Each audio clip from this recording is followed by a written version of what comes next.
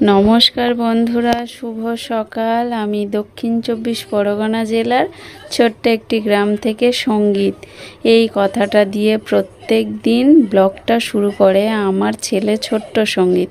কিন্তু আজকে সে তো আমার কাছে নেই, তাই আমি আজকে ব্লগটা শুরু করছি। তো সঙ্গীতকে ছাড়া সারাদিন আমার কিভাবে কাটছে সে আর তোমাদেরকে কি বলবো। খুব কষ্টে কাটছে, কারণ ও না থাকলে পুরো বাড়িটা ফাঁকা ফাঁকা লাগে। ও থাকলে সময়টা কিভাবে পেরিয়ে যায় বোঝাই যায় না, আর ও নেই তাই সময় কাটতেই যায় না। ও থাকলে ওর পিছনে সব সময় বকতে হয়, সঙ্গীত খেয়ে নাও, সঙ্গীত পড়ে নাও, সঙ্গীত ব্যায়াম করো, সবটা ওকে বলে বলে করাতে হয় আর ধরে ধরে করাতে হয়, খাইয়ে দিতে হয়। তো ও থাকলে সময় কিভাবে পেরিয়ে যায় বুঝতেই পারি না।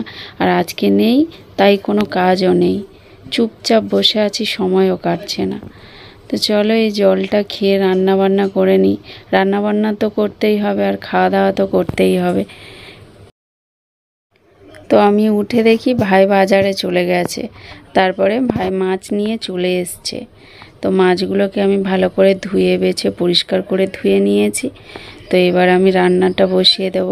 আমি চাল দিয়ে ভাতটা আগেই বসিয়ে দিয়েছি, আর এইদিকে কড়া বসিয়ে দিয়েছি। এই কড়াটাতে মা সকালবেলা ভাই ডিউটি যাবে বলে টিফিন বানিয়ে দিয়েছে, তো সেই কড়াটা আমি একটু ধুয়ে এখানে মাছ ভাজার জন্য বসিয়ে দিয়েছি। আর মা এদিকে আমার একটু পেঁয়াজ আলু এগুলো কেটে দিচ্ছে আমার একটু তাড়াতাড়ি হবার জন্য। মাও তাড়াতাড়ি করতে পারে না, কারণ মাও স্ট্রোক রুগী, ওনার 3বার স্ট্রোক হয়ে গেছিলো। অনেক ফিজিওথেরাপির পরে এখন একটু হাত পা নাড়তে পারে, ওই জন্য টুকটাক একটু আধটু কাজ করে দেয়। তো চলো আমি গ্যাসটা আগে জ্বালিয়ে দিই, কড়াটা গরম হতে থাকুক, ততক্ষণে আমি মাছগুলো মাখিয়ে নেব, আর তার মধ্যে কড়াটাও গরম হয়ে যাবে আমার। তো মাছগুলোতে আমি নুন আর হলুদ দিয়ে ভালো করে মাখিয়ে নেব। সত্যি কথা বলতে রান্না বান্নাতে আমি খুব একটা পারদর্শী নই, ওই কাজ চলার মতো করি আর কি। সব কাজের মাঝে শুধু সঙ্গীতের কথাই মনে হচ্ছে। ও থাকলে এতক্ষণে বারবার মা এটা করব, মা ওটা করব, মা সেটা দাও ওটা দাও, ওর কথাটা বারবার করে মনে হচ্ছে। আবার নিজেই মনে মনে করছি ছেলেটা তো বড় হচ্ছে, তাকেও তো একটু ঘুরতে যেতে দিতে হবে, সেও তো একটু ঘুরতে যেতে চায়। সেই ভেবে নিজের মনটাকে আবার সান্ত্বনা দিচ্ছি। কিন্তু সারাদিন তাও কাজের ফাঁকে অনেকটা সময় কেটে যায়, কিন্তু রাত হলে খুব কষ্ট হয়। তো চলো কি আর করা যাবে, মাছগুলোকে আমি ভালো করে নুন হলুদ দিয়ে মাখিয়ে নিই।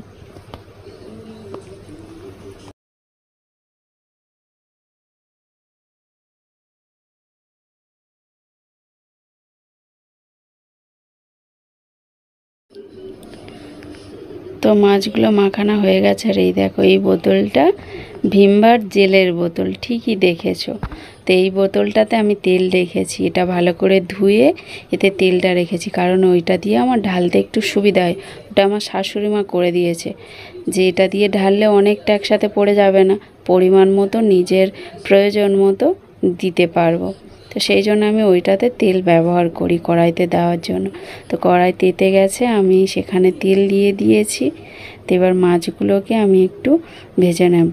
তো মাছ ভাজতে আমার খুব ভয় লাগে, কারণ তেলগুলো ছিটকায়, তো আমার একবার চোখে এসে পড়েছিল, তো আমি চোখ নিয়ে অনেক ভুগেছি। সেই জন্য আমার খুব ভয় করে যে তেলটা ছিটকে আসার জন্য। তো আমি মাছ যখন ভাজি আমি একটা থালা নিয়ে নিই, সেটা ঢাকা দিয়ে দিয়েই আমি ভাজি। তো চলো আমি মাছগুলো ভেজে নিই এবার।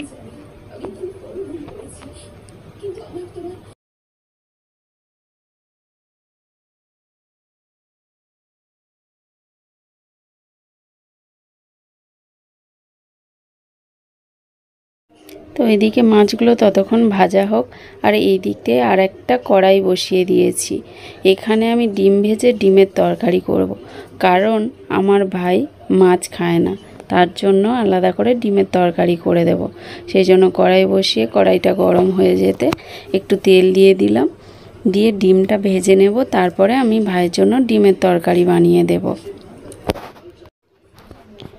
তো আমার সঙ্গীত যদি এই সময় আমার কাছে থাকতো বাড়িতে, এই যে ডিম ভাজা হচ্ছে, এসে আমাকে জিজ্ঞাসা করতো, মা ডিমটা কার জন্য ভাজা হচ্ছে? কারণ ও ডিম খেতে খুব ভালোবাসে। সেদ্ধও খায়, কিন্তু সেদ্ধর থেকেও ভাজা ডিমটা খুব পছন্দ করে। কারোর জন্য যদি ডিম হয়, ও এসে জিজ্ঞাসা করে এটা কার জন্য হচ্ছে, মানে ও ডিম খেতে খুব পছন্দ করে। তো এই ডিমটা ভাজছি আর ওর কথা মনে হচ্ছে যে ও থাকলে এতক্ষণে আমায় জিজ্ঞাসা করতো ডিমটা কার জন্য ভাজছো, আমার জন্য। তা যাই হোক, মন খারাপ করে লাভ নেই, সে ঘুরতে গেছে, একটু ঘুরুক, আনন্দ করুক, আর আমি এদিকে রান্নাটা করে নিই। তো ডিমটা আমি ভেজে তুলে নেব, তারপরে আমি ডিমের তরকারিটা করে নেব। আমি দুটো ডিম একসাথে ফেটিয়ে নিয়ে একসাথেই দিয়ে দিয়েছি, ভাজা করে নেব, নিয়ে এবার তরকারি বসিয়ে দেব। তো এদিকে পেঁয়াজটা ভেজে সেখানে আলু দিয়ে আদা রসুন দিয়ে ভালো করে আমি কষিয়ে তারপরে তরকারিটা বানাবো। তো এদিকে তরকারিটা করতে করতে ওইদিকে আমার মাছটাও মোটামুটি অনেকটাই ভাজা হয়ে গেছে, আর অল্প একটু বাকি আছে। এটা শুধু ভাইয়ের একার মতোই তরকারিটা করব। আর এইদিকে দেখো আমার মাছগুলো অনেকটাই ভাজা হয়ে গেছে, আর অল্প একটু বাকি আছে। আমার মাছ ভাজতে গেলে একটু বেশি সময় লাগে, মাছ ভাজাটাই যেন বড় কাজ। তো এদিকে আমি তরকারিটা করে নিই, ততক্ষণ ওইদিকে মাছটা ভাজা হোক।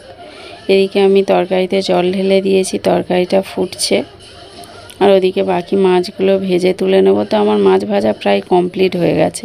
এবার এইদিকে আমি মাছের তরকারিটা বানিয়ে নেব। আমার সঙ্গীত না মাছ খুব একটা পছন্দ করে না, ও ডিমটাই বেশি পছন্দ করে। কিন্তু আমি জোর করে করে ওকে একটু মাছ খাওয়াই, কারণ এখন থেকে যদি না মাছ খায় তাহলে আর বড় হয়ে একদমই খাবে না। সেই জন্য আমি জোর করে বকে বকে ভাতের মধ্যে মাখিয়ে মাখিয়ে ওকে একটু একটু করে আমি মাছ খাওয়াই। আর রোজ দিন যদি ডিম দিতে থাকি আর তো একদমই মাছ খাবে না। সেই জন্য আমি লুকিয়ে লুকিয়ে ভাতে মাখিয়ে বা বকে একটু একটু করে ওকে মাছগুলো খাওয়াই আমি। তো আজকে ও নেই বলে সেসব কথাগুলো বারবার মনে হচ্ছে। তো চলো, মোটামুটি এবার তরকারিটা হয়ে এসছে, মাছগুলো দেব। আর আমার রান্নাটা এখন প্রায় কমপ্লিট হয়ে এসছে, তরকারিটাও হয়ে গেছে, এবার নামিয়ে নেব। আমার সব রান্না কমপ্লিট হয়ে গেছে, যদিও আজকে বেশি কিছু রান্না করিনি। আর ভাতটাকে একটা গামলির মধ্যে ঢেলে নিয়েছি, প্রচণ্ড গরম তো, একটু ঢালা জায়গা থাকলে ভালো থাকবে। তারপর আমি বাসনগুলো মেজে নিয়ে চলে এসেছি। এদিকে মোছামুছিও করে নিয়েছি, গ্যাস মুছে নিয়েছি, বারান্দা মুছে নিয়েছি, সব পরিষ্কার করে নিয়েছি। সব কাজ আমার গোছানো হয়ে গেছে। তো এবার আমি মাঠের পুকুর থেকে স্নানটা করে আসবো। একা একাই যেতে হবে, সঙ্গীত থাকলে সঙ্গীত আর আমি যাই। তো আজকে একা যাচ্ছি, আর পুরো মাঠ দেখো একদম ফাঁকা, একটু একটু ভয়ও করছে। একা একা তো যায় না, ছেলেকে ছাড়া আমি কোথাওই যায় না একা একা। তো আজকে আমি একাই এসছি মাঠে। তো চলো একটু ঝটপট করে স্নান করে চলে আসবো, বেশিক্ষণ আর একা থাকবো না। কিন্তু মাঠের দৃশ্যটা দেখো খুব সুন্দর। তো চলো আমি ওই মাঠের পুকুরে গিয়ে স্নান করব, স্নান করে আবার তোমাদের সাথে দেখা হচ্ছে। পুকুরে জল দেখে আর তর সইছে না, মনে হচ্ছে এক্ষুনি নেমে যায়। আর তোমরা বুঝতে পারছো কি না জানি না, জলটা না খুব পরিষ্কার, কিন্তু ক্যামেরাতে কতটা বোঝা যাচ্ছে আমি জানি না। তো চলো আমি স্নান করে উঠে পড়েছি, আর এই দেখো বালতিতে করে আমি জল তুলেছি। জলটা না খুবই পরিষ্কার, কিন্তু ক্যামেরাতে অতটা ভালো বোঝা যাচ্ছে না। তো বালতিতে করে একটু জলটাই নিয়ে যাই, গিয়ে হাত মুখ ধোবো। তো এই মাঠের রাস্তা দিয়ে এবার বাড়ি চলে যাই। তো আমি স্নান করে চলে এসেছি। তো জামা কাপড় ছেড়ে এবার আমি একটু সিঁদুর পরে নেব। আর সকালবেলা তো মা ঠাকুর ঘর করে নিয়েছে, মার পুজো দেওয়া হয়ে গেছে সকালবেলা। তো আমি স্নান করে এসে এবার একটু চুলটা আঁচড়ে সিঁদুর পরে নেব। চুল আঁচড়াচ্ছি, বাইরে কেউ বারবার করে ডাকছে। তারপরে বেরিয়ে দেখলাম যে পাশের গ্রাম থেকে তারা মায়ের মন্দিরে পুজো হবে, সেজন্য কিছু সাহায্য চাইতে এসছে। তো চলো ওদেরকে আমি সাধ্যমতো কিছু দিয়ে আসি।